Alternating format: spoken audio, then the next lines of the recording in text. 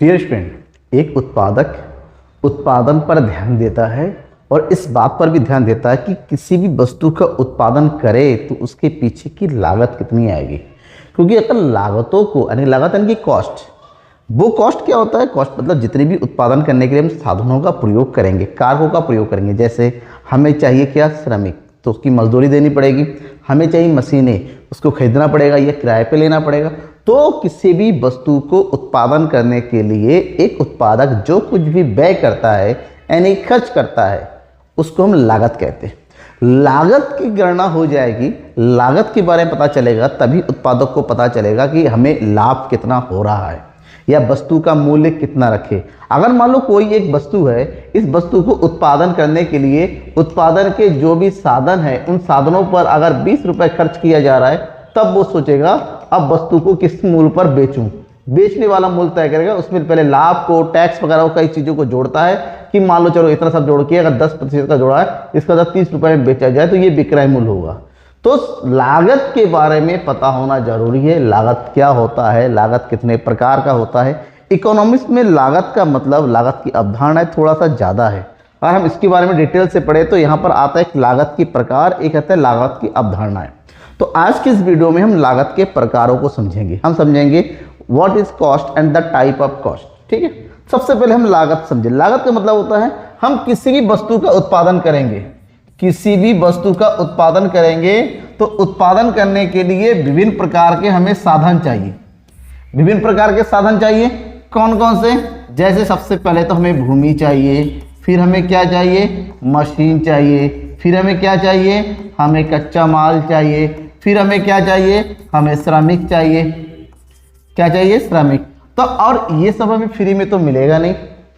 इन सब चीजों को या तो हमें किराए पर लेना पड़ेगा, भाड़े पर लेना पड़ेगा, या इन सब चीजों को खरीदना पड़ेगा। एटलीस्ट हम ये कहेंगे इन सब चीजों को पैसा खर्च करना पड़ेगा।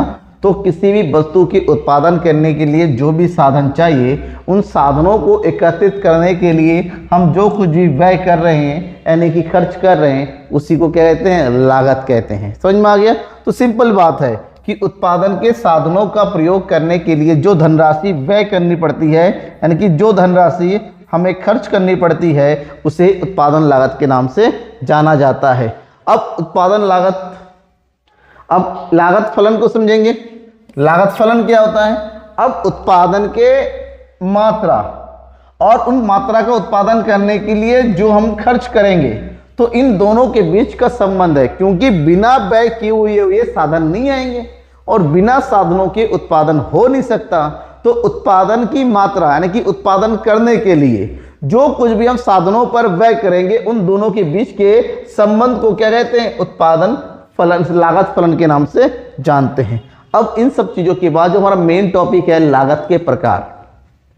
इकोनॉमिक्स में लागत के बेसिकली 3 प्रकारों में बांटा गया है। कौन कौन सा?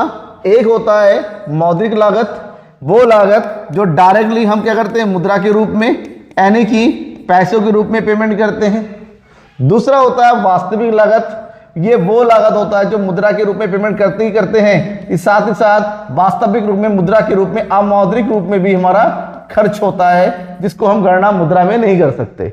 और तीसरा होता है अवसर लागत, हम किसी भी चीज का उत्पादन करेंगे, उसके लिए हमें किसी न किसी चीज को तो सैक्रिफाइस करना ही पड़ेगा। तो इन तीनों चीजों को हम उत्पादन करने के लिए प्रयोग करते हैं। तो 3 प्रकार की है, इन तीनों को डिटेल से समझना जरूरी है कि एग्जाम में अलग अलग तरीके से पूछा भी जा सकता है। सबसे पहला है मौद्रिक लागत। मौद्रिक लागत यानी कि मॉनेटरी कॉस्ट या मनी कॉस्ट के नाम से जानते हैं। मौद्रिक लागत क्या है? ध्यान में रखिएगा, मौद्रिक लागत का सिंपल से मौद्रिक, मुद्रा के रूप में किया जाने वाला व्यय। मतलब किसी भी वस्तु के उत्पादन करने के लिए जो कुछ भी हम मुद्रा के रूप में पेमेंट करते हैं, मुद्रा यानी कि पैसे के रूप में, सीधी सी बात है, जिसको भी हम पैसे के रूप में पेमेंट करते हैं साधनों के लिए, उसको हम मौद्रिक लागत के नाम से जानते हैं। और उत्पत्ति के मैक्सिमम जो साधन होते हैं, जैसे हम मशीन की बात करते हैं, हम कच्चे माल की बात करते हैं, हम श्रमिकों की मजदूरी की बात करेंगे, हम उधार लिए गए बैच की बात करते हैं, किराए की बात करते हैं, या फिर रिपेयर की बात करते हैं, मैनेजमेंट कॉस्ट है, इंश्योरेंस, ये सब कहीं ना कहीं हमें पैसों के रूप में करना पड़ता है और पैसे को किसी और को भुगतान करना पड़ता है। तो इस तरह की लागत को मौद्रिक लागत के, इनका डायरेक्टली हिसाब किताब होता है किस रूप में? पैसे के रूप में। अब जब मौद्रिक लागत की बात ही कर रहे हैं तो मौद्रिक लागत को भी 3 हिस्सों में बांटा जाता है। मौद्रिक लागत के 3 प्रमुख घटक है, 3 प्रमुख अंग है। एक होता है स्पष्ट लागतें, जिसको हम प्रत्यक्ष लागत के नाम से जानते हैं। एक होता है अस्पष्ट लागत, जिसको अप्रत्यक्ष लागत के नाम से जानते हैं। और तीसरा होता है नॉर्मल प्रॉफिट। ठीक है, तो स्पष्ट लागतें, अस्पष्ट लागतें और सामान्य लाभ, ये 3 मौद्रिक लागत के 3 हिस्से हैं, ऐसे हिस्से जिन तीनों को आपस में जोड़ने के बाद ही मौद्रिक लागत होता है। अब ये तीनों है क्या? 3 हिस्से हैं मौद्रिक लागत के एग्जाम में आ सकता है। मौद्रिक लागत किससे कहते हैं? मौद्रिक लागत के प्रकारों का उदाहरण सहित वर्णन कीजिए। तो मौद्रिक लागत के प्रकार में सबसे पहला होता है स्पष्ट लागतें, एक्सप्लिसिट कॉस्ट, इसको प्रत्यक्ष लागतें। ध्यान में रखिएगा, ये वो पेमेंट है जिसको धन के रूप में या फिर जिसको मुद्रा के रूप में या फिर यूं कहें जिनको पैसों के रूप में किसी दूसरे व्यक्ति को डायरेक्टली उत्पादक के द्वारा पेमेंट किया जाता है, उसे स्पष्ट लागत। क्योंकि इसको डायरेक्टली क्या किया जाता है, इसका डायरेक्टली एक उत्पादक हिसाब किताब करता है, अपने अकाउंट में प्रॉपर लिखता है कि एक मजदूर से हमने काम कराया, उसके बदले में उसको 500 रुपए का पेमेंट कर दिया, तो ये मौद्रिक लागत का हिस्सा है, स्पष्ट लागत, स्पष्ट रूप से लिखा गया है। जैसे कच्चे माल के ऊपर जो कुछ भी व्यय करते हैं, श्रमिकों की मजदूरी होती है, उधार ली गई पूंजी का ब्याज, भूमि का विज्ञापन व्यय, रिपेयर वगैरह, ये सब कुछ किसी दूसरे व्यक्ति को डायरेक्टली नगद रूप से भुगतान करते हैं। इसीलिए लेफ्ट ने कहा है स्पष्ट लागतें बेनगद भुगतान है जो फर्मों द्वारा बाहरी व्यक्तियों को उनकी सेवाओं और वस्तुओं के लिए प्रत्यक्ष रूप से भुगतान किया जाता है। ठीक है, लेकिन कुछ लागतें ऐसे हैं, कुछ भुगतान ऐसे हैं जो अस्पष्ट है, जो डायरेक्टली किसी बाहरी व्यक्ति को पेमेंट नहीं किया जाता, यानी कि उन साधनों का प्रयोग तो हुआ है, अगर उन साधनों का प्रयोग नहीं करते तो बाहर से साधन लगाने पड़ते। तो ये वो लागतें होती हैं जिनका प्रयोग तो होता है लेकिन कहीं पर हिसाब किताब में प्रयोग नहीं होता है, हिसाब किताब नहीं रखा जाता है। जैसे किसान के खेत में, किसान का खुद का खेत है, किसान के खुद का खेत है, किसान ने 2 लेबर ले रखे हैं, लेबर 1 लेबर 2, और इन दोनों के साथ साथ उस ओनर ने अपने आप भी काम किया है। तो खेत में कितने लोगों ने काम किया है? 1 2 3 लोगों ने पूरे दिन भर काम करके खेत के काम को पूरा कर लिया है। लेकिन लास्ट में जो हिसाब करा कि एक पहले लेबर को 500 रुपए दिया, दूसरे लेबर को 500 रुपए दिया, हमारा दिन का टोटल खर्चा कितना होता है? 1000 रुपए हो गया। क्या ये सही है? नहीं, क्योंकि उसने खुद भी तो काम किया। अगर वो काम खुद नहीं करते, 2 लेबर मिलके काम को पूरा नहीं कर सकते, अगले दिन भी काम, अगले दिन पैसा दें। तो इसका मतलब ये हुआ जब किसी उत्पादन प्रक्रिया में ओनर अपने आप काम करता है, स्वामी अपने आप काम करता है, उत्पादक स्वयं अपनी सेवा देता है, जिसका प्रत्यक्ष उससे भुगतान नहीं होता है, प्रत्यक्ष उससे लेखा जोखा नहीं होता है, तो ऐसे मूल्य को हम अस्पष्ट लागतें कहते हैं। जैसे फॉर एग्जांपल एक दुकान चल रही है, तुम बाहर से किराए पे लेते तो 15,000 रुपए का किराया देते, लेकिन दुकान अपनी खुद की जगह पर है और उसका धड़ाधड़ बिक्री कर रहे हो, लेकिन किराए का कहीं पर भी उल्लेख नहीं है। तो खुद की दुकान पर, खुद की जगह पर जो दुकान लगाते हैं उसका किराए का क्या होगा? दूसरों का होता तो लिखते, ये हमारी लागत है, खुद का है इसलिए नहीं लिख रहे हैं। तो सिंपल सी बात है, एक उद्यमी की स्वयं की सेवा, एक किसान द्वारा स्वयं के खेत में की गई काम, किसान के उद्यमी के स्वयं के भूमि का किराया, इन सबको हम अस्पष्ट या सन्निहित लागतों के नाम से जानते हैं।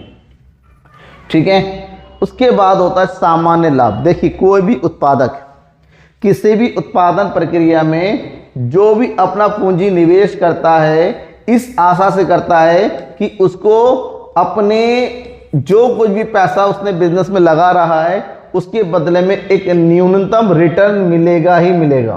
क्या मिलेगा? एक मिनिमम रिटर्न। अगर मान लो बिजनेस में 10 लाख रुपए लगाया गया है, 10 लाख रुपए लगाया गया है, तो हमने सोचा कम से कम इसका 10% तो रिटर्न मिलेगा, यानी कि 1 लाख रुपए का तो रिटर्न आएगा ही आएगा। तो जितना पैसा हमने लगाया है, एक निम्न सीमा हम तय करते हैं कि बदले में इतना रिटर्न आएगा ही रहेगा। उस निम्न सीमा को हम सामान्य लाभ के नाम से जानते हैं। ये वो लाभ है जिसके बिना हम अपने उत्पादन कार्य को आगे नहीं बढ़ा सकते। अब बात करेंगे तो ये लागत कैसी? तो लाभ है। अब ये वो लाभ है, इसको लागत का हिस्सा इसलिए माना जाता है क्योंकि इसके बिना बिना इस लाभ को अर्न किए आप उत्पादन कार्य पूरी तरीके से पूरा नहीं कर सकते। ठीक है, तो उत्पादन के बनाए रखने के लिए जिस न्यूनतम लाभ की आवश्यकता होती है उसे ही क्या कहते हैं, सामान्य लाभ के नाम से जानते हैं। और उत्पादकों को बिजनेस में बनाने के लिए जरूरी है सामान्य लाभ का लेना, इसलिए इसको नॉर्मल लाभ इसलिए लागत की रखा था कि ये मिले ही मिले। अब इसके ऊपर जो मिलेगा वो उसका सुपर प्रॉफिट होगा, बेनिफिट होगा। दूसरा टाइप है वास्तविक लागत, रियल कॉस्ट। वास्तविक लागत की अवधारणा देने वाले प्रोफेसर मार्शल थे। प्रोफेसर मार्शल ने कहा कि किसी भी उत्पादन प्रक्रिया में केवल मुद्रा के माध्यम से हम जो लागत की गणना करते हैं वो सच्चा है, वो होता है, लेकिन क्या केवल और केवल पैसे ही खर्च होते हैं उत्पादन करने के लिए, और कुछ खर्च नहीं हो रहा है? तो उन्होंने कहा कि पैसे का भुगतान उसके काम के लिए आप कर रहे हो, लेकिन जो बंदा काम कर रहा है वो 24 घंटे अपना घर छोड़ के काम कर रहा है, अपना पसीना बहा रहा है, घर जाता है, फिर दोबारा अपने काम के बारे में सोचता रहता है, वो फिर उसको साल महीने के लास्ट में जाके सैलरी मिलती है, पेमेंट मिलता है, किसी को उसको मिलता भी नहीं है, हम जैसे लोगों को टाइम से मिलता भी नहीं सैलरी। तो जो टाइम वो सेक्रीफाइस कर रहा है, जो वो मेहनत कर रहा है, जो वो मानसिक स्थिति का उसका दोहन हो रहा है, उन सब की लागत का क्या? आपने मेहनत किया, 8 घंटे काम किया, इतना प्रोडक्शन किया, प्रोडक्शन के बदले पेमेंट कर दिया, लेकिन उसके लिए उसने जो कुछ भी दूसरा लगाया नॉन फिजिकल फॉर्म में, उसका क्या?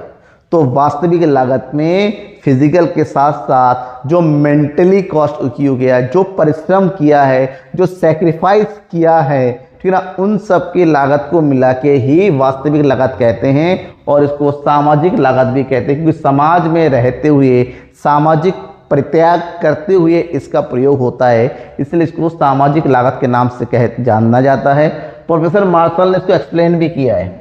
किसी वस्तु के उत्पादन के लिए विभिन्न प्रकार के श्रमिकों को जो प्रत्यक्ष या अप्रत्यक्ष प्रयत्न करने पड़ते हैं।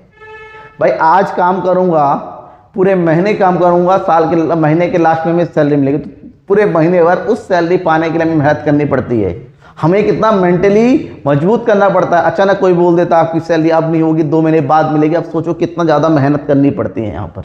ठीक है, तो अप्रत्यक्ष प्रयत्न करने पड़ते हैं, अथवा साथ ही वस्तु के उत्पादन में प्रयोग की जाने वाली पूंजी को संचित करने में संयम अथवा प्रतीक्षा करनी पड़ती है। देखो, पूंजी जो लगाया उसको प्राप्त करने के लिए जो संयम प्रतीक्षा करनी पड़ती है, जो प्रयत्न करने पड़ते हैं, जो त्याग करने पड़ते हैं, उन सबको वास्तविक लागत के नाम से जानते हैं। और तीसरा पॉइंट है अवसर लागत, अपॉर्चुनिटी कॉस्ट। क्योंकि साधन सीमित है, हम अपने सीमित साधनों के माध्यम से लगातार उत्पादन में वृद्धि नहीं कर सकते। तो अवसर लागत क्या बताता है? अवसर लागत बताता है सर्वश्रेष्ठ प्रयोग का। अवसर लागत ये बताता है कि हम किस तरह से कम वस्तु का उत्पादन ज़्यादा से ज़्यादा कर सकते हैं। अगर हम 2 वस्तु का उत्पादन करते हैं, एक्स और वाई, अगर हमें उत्पादन करने के लिए 100 रुपए का प्रयोग करते हैं, 100 रुपए करते, एक्स की 5 यूनिट का प्रोडक्शन होता है और वाई की 4 यूनिट का होता है, तो हम किसको तो वो ज़्यादा देंगे? 5 यूनिट वाले को। एक्स वस्तु को उत्पादन ज़्यादा करेंगे, मतलब अवसर लागत क्या हुआ? वाई की 1 यूनिट के लिए हमने अगर जितनी भी वाई की एक्स की 1 यूनिट को बढ़ाने के लिए वाई की जितनी भी यूनिट हम कम करेंगे, उसको एक्स के लिए अवसर लागत कहा जाएगा। त्याग की मात्रा कहा जाता है। किसी भी वस्तु की अवसर लागत बहुत सर्वश्रेष्ठ विकल्प है जिसका उत्पादन उन्हीं उत्पत्ति साधनों के द्वारा उसी लागत पर उस वस्तु के विकल्प के रूप में किया जा सकता है। देखिए, 100 रुपए में इसकी 4 यूनिट का प्रोडक्शन होता है, इसकी 5 यूनिट का प्रोडक्शन होगा। इससे अच्छा ना एक्स की 5 यूनिट का प्रोडक्शन करो, लाभ भी ज़्यादा होगा।